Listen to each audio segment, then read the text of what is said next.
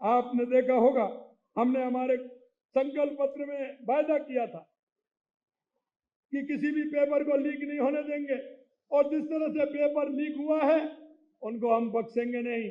आपने देखा होगा, आए दिन देख रहे होंगे, अभी तो एक दो चल रहे हैं, लेकिन आने वाले समय में और भी आपको देखने को मिलेगा। आपने देखा होगा लगभग 108 जिन्होंने उन युवाओं के सपनों को चूर चूर किया है, हम उनको छोड़ने वाले नहीं हैं। और अभी आप देखते जाइए, अभी तो 108 गिरफ्तार हुए हैं।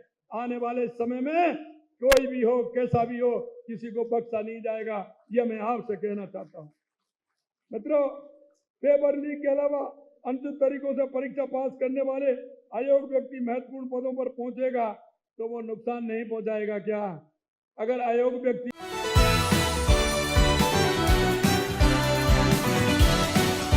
क्योंकि आज की आवश्यकता है, उस आवश्यकता को देखते हुए आपने राजपुर छात्रावास के उद्घाटन के अवसर पर आप सभी ने मुझे बुलाया है। निश्चित रूप से मैं आप सभी के बीच में आकर के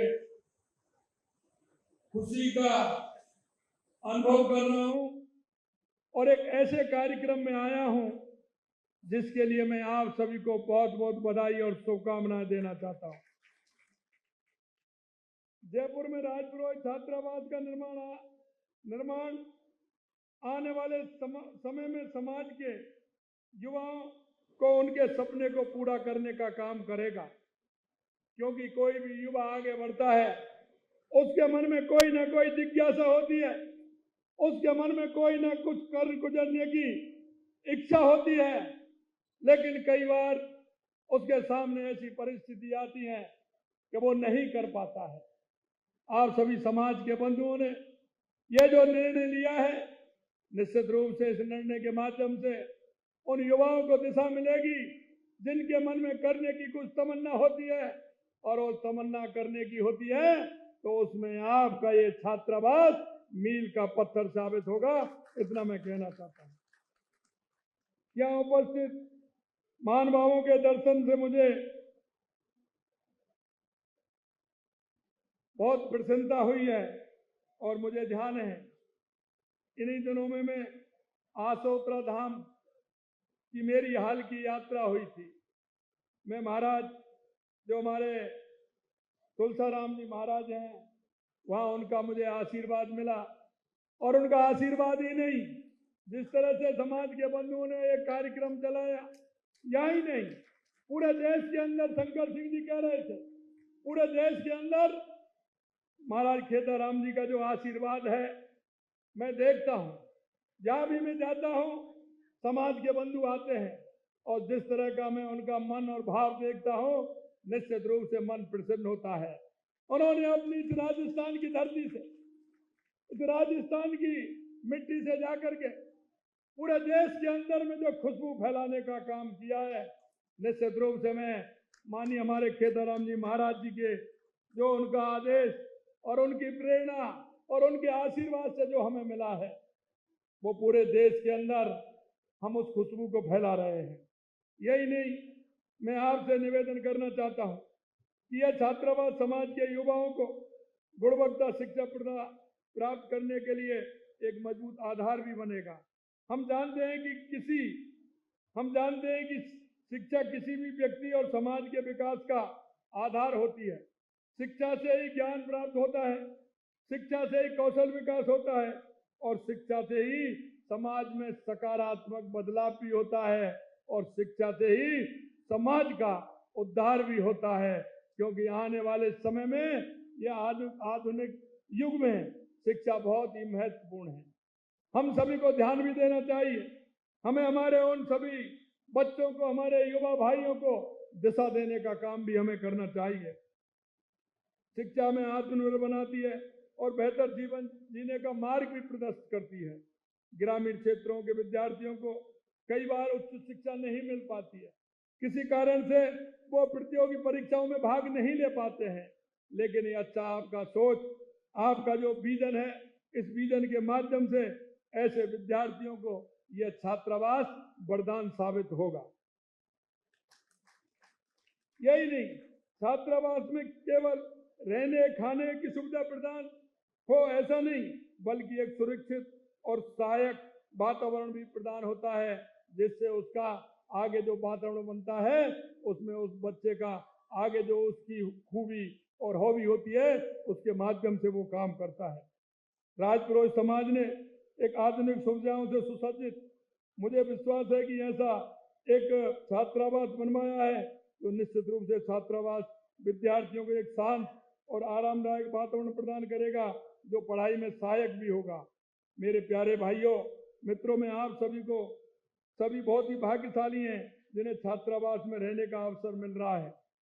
इसका पूरा फायदा उठाएं, कठिन परिश्रम करें और अपने लक्ष्य को प्राप्त करें।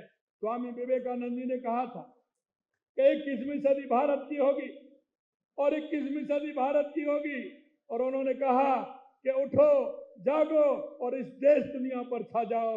उस दृष्टि से ये हमारा जो छात्रावास है, निश्चित रूप से स्वामी विवेकानंद जी ने कहा था उस ओर ये छात्र हमारे चलेंगे और देश दुनिया में अपना नाम करेंगे, ये मुझे विश्वास है।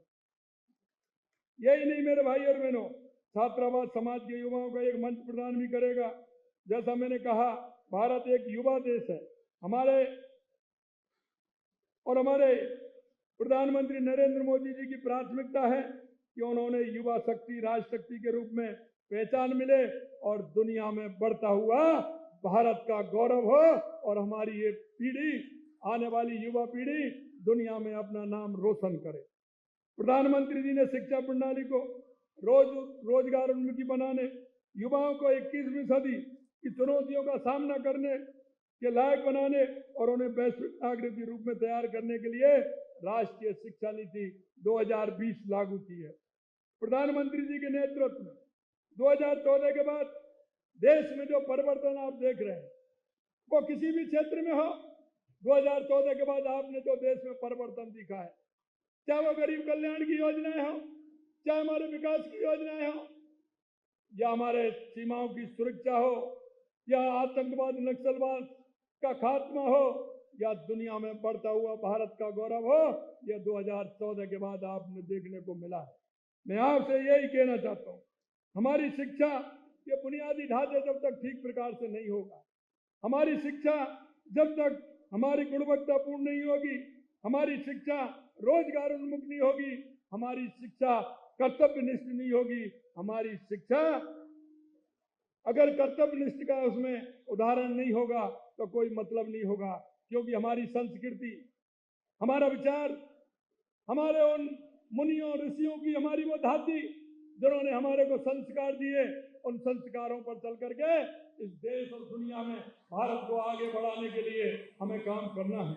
मैं आपसे इतना ही कहना चाहता हूँ, हम प्रदेश के प्रत्येक संभाग में Rajasthan institute of technology, Rajasthan institute of medical science स्थापित कर रहे हैं। तकनीकी से जुड़े नए विचारों को प्रोत्साहन करने के लिए अटल इनोवेशन स्टूडियो एक्सीलेटर शुरू किया है। हमारी सरकार राजस्थान में खेल आधुनिकीकरण के मिशन को शुरू कर रही है। हमने स्पोर्ट के क्षेत्र में भी काम कर रहे हैं, यहाँ स्पोर्ट की सुविधा नहीं थी, लेकिन हमारी सरकार ने 2025 के ओलंपिक को देखते हुए हमारे युवा किस तरह से आगे निकल करके आए। पूरे राजस्थान का युवा जो अपने क्षेत्र में किसी भी क्षेत्र में काम कर सकता है, खेल के क्षेत्र में काम कर सकता है, युवाओं की प्रतिभा निकल करके आए, उसके लिए भी हमने स्पोर्ट की यूनिवर्सिटी बनाने का काम हमारी सरकार करेगी। यही नहीं, पिछली सरकार ने हमारी युवा शक्ति को निराशा किया, गर्त में धकेलने का काम किया।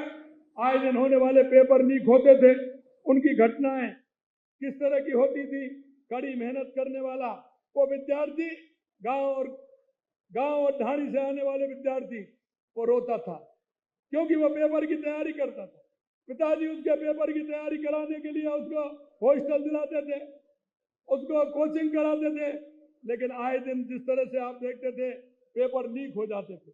आपने देखा होगा, हमने हमारे संकल्प पत्र में वायदा किया था कि किसी भी पेपर को लीक नहीं होने देंगे, और जिस तरह से पेपर लीक हुआ है उनको हम बख्शेंगे नहीं।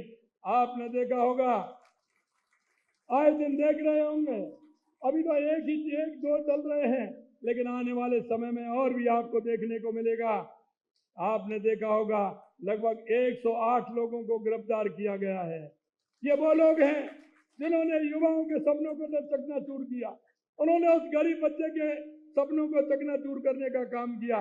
और हमने जनता के बीच में कहा था कि ऐसे लोग जिन्होंने उन युवाओं के सपनों को चूर चूर किया है, हम उनको छोड़ने वाले नहीं हैं। और अभी आप देखते जाइए, अभी तो 108 गिरफ्तार हुए हैं। आने वाले समय में कोई भी हो, कैसा भी हो, किसी को बख्शा नहीं जाएगा। यह मैं आपसे कहना चाहता हूं। मित्रों, पेपर लीक के अलावा अनुचित तरीकों से परीक्षा पास करने वाले अयोग्य व्यक्ति महत्वपूर्ण पदों पर पहुंचेगा तो वो नुकसान नहीं पहुंचाएगा क्या? अगर अयोग्य व्यक्ति को कहीं बैठाओगे तो वो क्या करेगा? नुकसान पहुंचाएगा ना। और हमारे पास जब योग्य है तो अयोग्य की क्यों? लेकिन उस सरकार ने देखा कि जिस तरह से 19 में से 17 पेपर लीक करने का काम किया, इसलिए हम गंभीरता से लिया है और हमने कहा कि हम एसआईटी गठित करेंगे। हमने वो गठित भी कर दिया और उन्होंने काम भी पूरा करना प्रारंभ कर दिया है। यही नहीं मेरे भाई और बहनों, आपने देखा होगा हमारी राज्य सरकार ने, आपने प्रदेश के युवा बेरोजगारों के लिए हमने कहा कि 70,000 पदों को हम भरेंगे। लेकिन हम आपसे कहना चाहते हैं 70,000 तो हमने कहा है, लेकिन इससे कहीं ज्यादा पदों को भरने का हम काम करेंगे। हमने युवाओं से कहा है कि आप चिंता मत करिए, जितनी वैकेंसी होंगी उतनी करेंगे और जितनी हमें आवश्यकता होगी उतनी भर्ती नहीं भी निकालेंगे, लेकिन युवाओं को हम आगे बढ़ने का मौका देंगे। ये हम विश्वास दिलाते हैं। हमने कहा युवाओं को निजी क्षेत्र में कैरियर निर्माण मार्गदर्शन देने के लिए प्रदेश के समस्त संभाग मुख्यालयों पर युवा साथी केंद्र स्थापित करेंगे। सामाजिक कार्य किसी भी सब समाज की पहचान है और ये हमें एक बेहतर दुनिया बनाने की प्रेरणा भी देता है।